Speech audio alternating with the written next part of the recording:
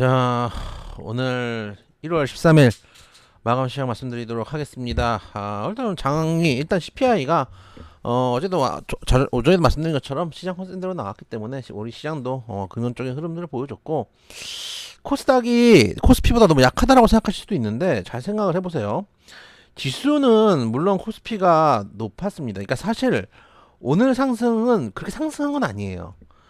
아니, 코스피가 0.89%나 상승했는데 상승한 게 아니라고요? 라고 생각할 수도 있습니다.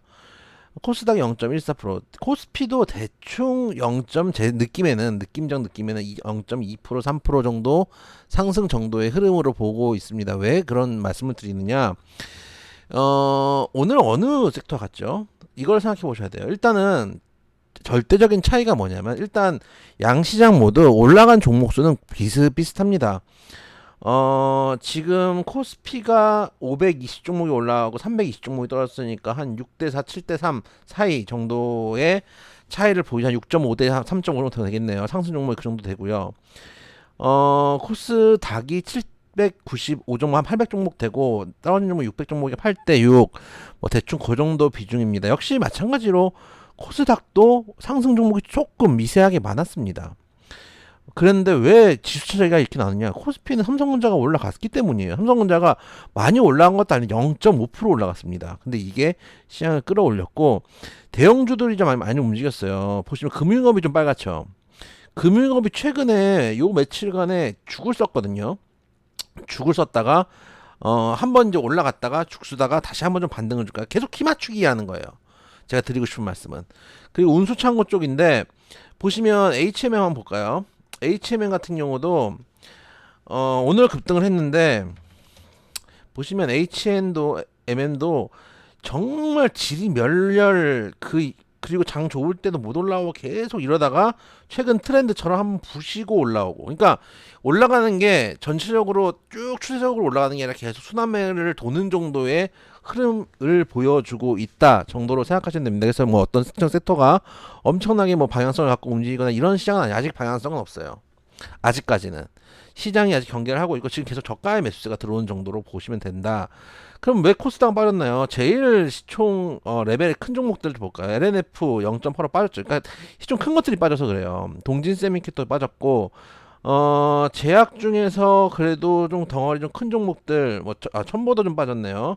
그리고 보시면 에코프로 BM도 빠지고, 덩치 큰 종목들 0.4, 0.8 뭐 이 정도로 빠졌고, 셀트리온 제약도 한 0.15 정도 빠졌고, 그 다음에 이렇게 대형 시총주들이, 코스피는 미세하게 올라오고 코스닥은 미세하게 빠지고 1% 내외로 코스피는 올라가고 코스닥은 내려가니까 지수가 움직이는 거예요. 근데 그 안에서는 개별주들은 그냥 순환매가 돌고 있는 그 정도예요. 그 정도로 생각해 주시면 되겠다. 오히려 저는 개인적으로는 코스닥 지금 괜찮은 것 같아요. 왜냐하면 가격 메리트가 있거든요. 지금 가격 메리트가 있는 종목들이나 시장들에서 움직이고 있기 때문에, 지난번에 보셨지만은 코스피와 코스닥 간의 갭이 많이 벌어지게 되면은 코스닥이 끌어올라오는 것들을 보셨을 겁니다. 일단 오늘 CPI 컨센에 부합된 뉴스도 있지만 뒤에 뉴스도 있어요. 실업자 시정률 수당이 줄었다라는 뉴스도 있었는데, 실업자가 줄면 경기가 좋다는 이야기고, 이는 수요를 촉진해서 인플레이션을 발생할 수 있기 때문에 통상 미국의 금리 인상을 예상하면서 시장이 빠질 수도 있었습니다. 과거에도 빠졌습니다. 그런데도 오늘은 시장이 강한 흐름들을 보여줬습니다. 저는 계속 말씀드린 것처럼 미국 시장이 호황일 수도 있다고 생각합니다. 아니, 호황이 뭔가요? 경제 성장률이 높아지고, 경제 성장률이 높아지려면 뭐가 돼야 되죠? 취업자가 늘고, 취업자들이 고용이 많이 발생하고, 취업자가 늘 때 그 회사가 성장을 하니까 취업자들을 뽑는 거잖아요. 그렇고 기업이 발전을 하고, 그럴 경우는 GDP가 높아지고 경제 성장률이 높아지고 이렇게 되는 거거든요. 그럼 경제 성장률도 괜찮은데 인플레이션은 지금 좀 잡히고 있어. 이게 호황이죠, 사실은요. 그래서 연준에서 굳이 이렇게까지 인플레이션을 급격하게 잡아야 될 이유가 점점 없어지고 있고, 그게 주가에 지금 선반영이 되고 있는 상황이다라고 생각을 하고 있고, 과거처럼 지금 시대가, 저는 미국 패권 시대는 아니라고 생각하거든요. 왜 그러냐면 미국 패권 시대에는 필수적인 요소가 있어요.